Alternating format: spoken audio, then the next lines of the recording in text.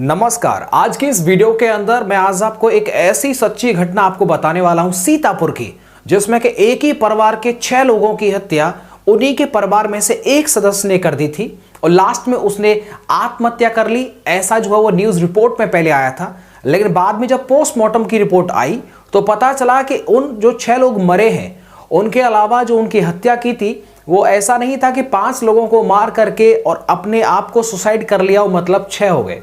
ऐसा नहीं था।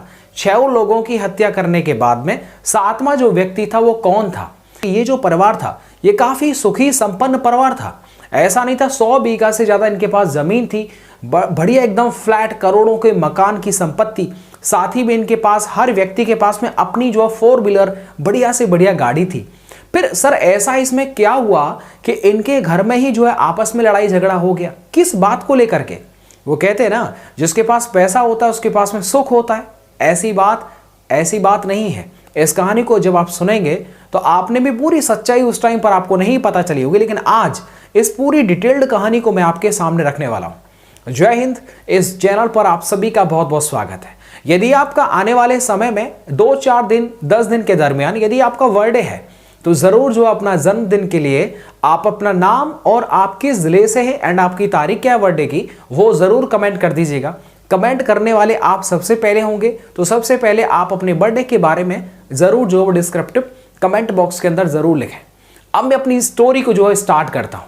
आपने जितना सपोर्ट दिया, जितना आपको अच्छी लगी ये कहानियां, सच में उस सब के लिए आप सभी का बहुत बहुत शुक्रिया। तो आज की ये सच्ची कहानी 11 मई 2024 उत्तर प्रदेश के सीतापुर जिले में रामपुर मथुरा स्थित पालापुर गांव की है। परिवार की बहू प्रियंका सिंह अपने 3 बच्चों के साथ लखनऊ के मकान में रहती थी। 2 भाई गांव में ही रहकर के खेती बाड़ी का काम संभालते थे, खेत देखते थे। उनके पास अच्छी खासी 100 बीघे जमीन थी। एक तालाब भी उनके पास में था जिसमें वो मछली पालन का कारोबार किया करते थे। 6 लोगों की निर्मम हत्या हो चुकी थी और पुलिस की पहली जांच में इस वारदात को 42 साल के अनुराग सिंह ने अंजाम दिया था। आत्महत्या करने वाला शख्स अनुराग सिंह नशे का आदी था और परिवार वाले उसे नशा मुक्ति केंद्र ले जाना चाह रहे थे। इसे लेकर के रात में विवाद हुआ जो काफी बढ़ गया और इस तरह की जानकारी पुलिस को हुई कि एक ही परिवार के 6 लोगों की हत्या से गांव के लोग भी एकदम गमहीन हो गए। परिवार का एकमात्र सदस्य अजीत सिंह बचा था, वह अनुराग का छोटा भाई था और इस हत्याकांड ने पूरे जिले को हिला के रख दिया था।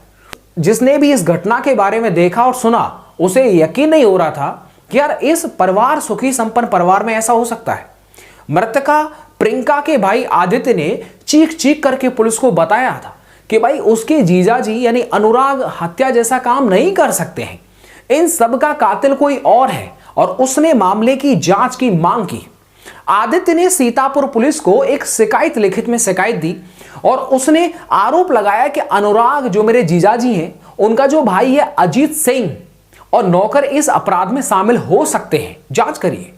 मृतकों की जब पोस्टमार्टम रिपोर्ट भी आ चुकी थी और रिपोर्ट देख करके पुलिस आश्चर्यचकित रह गई। आदित्य का दावा एकदम सही लग रहा था, जो उसके साले थे। रिपोर्ट चौंकाने वाली थी, जिससे पता चल रहा था कि अनुराग ने आत्महत्या नहीं की थी। उसके बाद ही उसके छोटे भाई अजीत सिंह को गिरफ्तार कर लिया गया था शक के आधार पर। पोस्टमार्टम रिपोर्ट में अनुराग के सिर में 2 गोलियां लगने और हथौड़ों से कई बार मतलब अटैक किया गया था। इस बात का खुलासा पोस्टमार्टम रिपोर्ट में हुआ, जिससे साफ हो गया कि ये सभी 6 मौतों का जिम्मेदार अनुराग नहीं था। तो फिर और कौन था?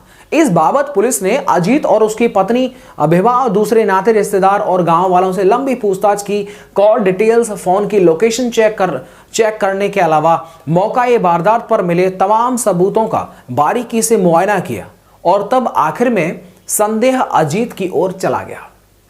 अनुराग सिंह और अजीत सिंह दोनों भाइयों के पास पिता वीरेंद्र सिंह का पुश्तैनी मकान, करीब 100 बीघा जो है खेती की जमीन थी इनके पास। इस जमीन पर खेतीबाड़ी का जिम्मा अनुराग सिंह संभालते थे, जिनके डेथ हो गया था। उनके पास एग्रीकल्चर से उन्होंने जो है बीएससी की डिग्री की थी और वैसे अनुराग आईएएस बनना चाह रहे थे। इसके लिए उन्होंने प्रयागराज और दिल्ली में रहकर के आईएएस तैयारी की थी।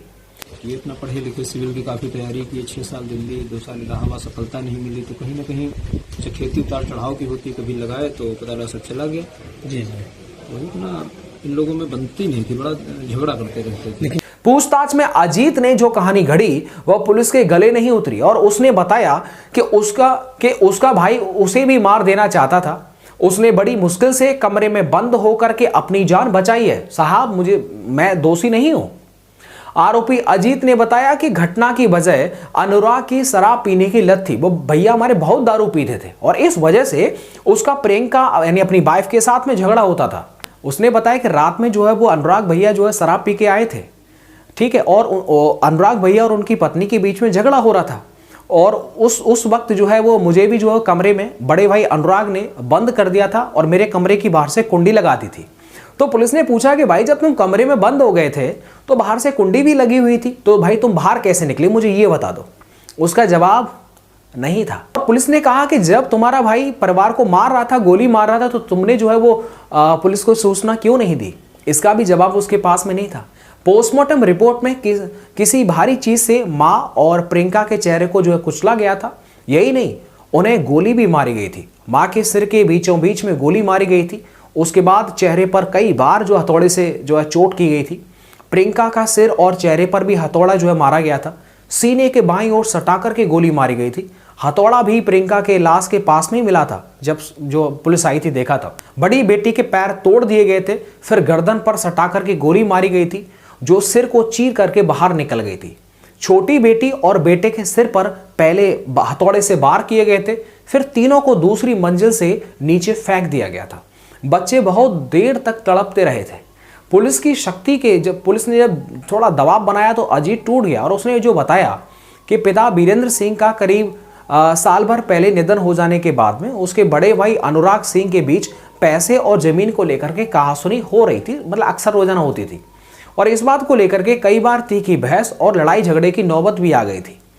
किसी काम के लिए पिताजी ने लोन लिया था। पिताजी की मृत्यु हो जाने के बाद में लोन को चुकाने के लिए हम दोनों भाइयों में अक्सर वाद विवाद होता रहता था।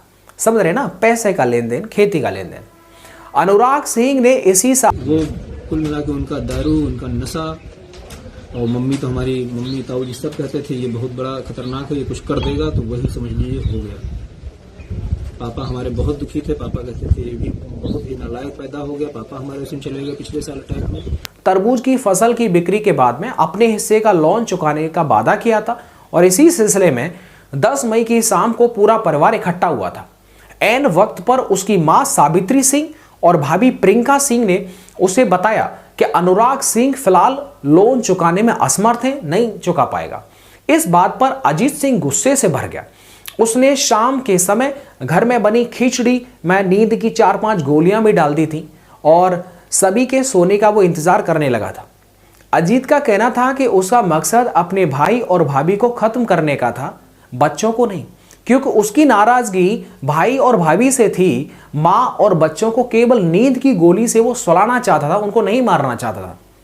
उसकी योजना पर पानी तब फिर गया जब उसे मालूम हुआ कि परिवार के सभी लोग बाहर से खाना खा करके आए हैं और किसी ने भी घर में पकी हुई खिचड़ी जिसमें नींद की गोलियां पड़ी थी वो नहीं खाई थी। अब अजीत सिंह टेंशन में आ गया कि अब वो क्या करे। फर्स्ट फ्लोर पर बने अपने कमरे में जाकर के वो लेट गया, लेकिन उसे नींद नहीं आ रही थी। रात के 2 बज चुके थे। वो अचानक से उठा और फर्स्ट फ्लोर पर बने प्रियंका सिंह और बच्चों के कमरे की बिजली को जो है मेन स्विच जो था उसको ऑफ कर दिया, मतलब घर की लाइट उसने बुझा दी। कुछ समय में ही गर्मी के कारण प्रियंका कमरा से बाहर आई। बाहर खड़े अजीत सिंह ने उस पर गोली दाग दी और उसकी हत्या कर दी। अचानक गोली की आवाज सुनकर के उसकी जो मां सावित्री थी उनकी नींद खुली और वो हड़बड़ी में अपने कमरे से बाहर निकल आई। अजीत ने उन पर भी हथौड़े से कई बार हमला किया और उसके बाद अनुराग सिंह को उसके कमरे में जाकर के अनुराग यानी अपने बड़े भाई को गोली मार दी। अजीत यही नहीं रुका, मां, भाभी और भाई की हत्या करने के बाद अनुराग की बड़ी बेटी को यह समझाने की कोशिश भी कर रहा था वो उसी रात कि उसके पिता ने मां और पत्नी की हत्या कर दी है, किंतु बड़ी लड़की यह मानने को तैयार ही नहीं हो रही थी और चीखने चिल्लाने लग रहे थे। उसके चीखने पर अन्य दोनों बच्चे भी चिल्लाने लगे कि हमारे पापा मम्मी को मार दिया। अजीत गुस्से में आ गया और उसने तीनों को बारी बारी छत पर ले जा करके मार डाला और बाकी 2 बच्चों को छत से नीचे फेंक दिया। फिर नीचे आकर के इस हत्याकांड की जानकारी अपनी पत्नी समेत अन्य रिश्तेदारों और गांव के कुछ लोगों को फोन करके दे दी कि भाई ऐसे ऐसे कांड हो गया। सभी को उसने अपने द्वारा बनाई गई मनगढ़ंत कहानी को जो है बताया था कि जो है मेरे भाई ने सबको मार दिया, खुद बाद में खुदकुशी कर ली है। फोन करके सुबह 4 बजे के आसपास नहीं पाए, मतलब समझ सकते हैं कितनी बड़ी दर्दनाक स्टोरी है। उस टाइम पर इस कहानी को मैंने सुना था तो एकदम समझ लो है ना, एक ही परिवार में इतना बड़ा कांड हो जाए तो पूरे हर चैनल पर जो होता है इसकी खबरें चल रही थी। उस टाइम पर मुझे इसके बारे में पूरा डिटेल नहीं था, लेकिन अब जब इस कहानी को मैंने रिकॉर्ड किया तो एग्जैक्टली मैंने आपको बताया कि इस पूरे क्राइम सीन को जो है रिक्रिएट किया गया था। बाद में जो है एग्जैक्टली रिक्रिएशन जब किया गया था तो एकदम सही था, समझ रहे ना। और ये था, मतलब उसने लास्ट में बताया था कि मैं बच्चों को और अपनी माँ को नहीं मारना चाहता था, भैया और भाभी से मेरा विवाद था, लेकिन क्योंकि रात के दौरान वो आमने सामने आ गए, चीखने चिल्लाने लगे, बड़ी बेटी उनकी बात नहीं मान रही थी, तो फिर एक है ना गुस्से में आकर उन सबको भी जो उन्होंने मार दिया। आज की इस स्टोरी में बस इतना ही। मिलता हूं मैं आपको नेक्स्ट वीडियो के साथ। वीडियो को लाइक एंड शेयर करिएगा, चैनल को सब्सक्राइब कर लीजिएगा अगले वीडियो के लिए। Thank you.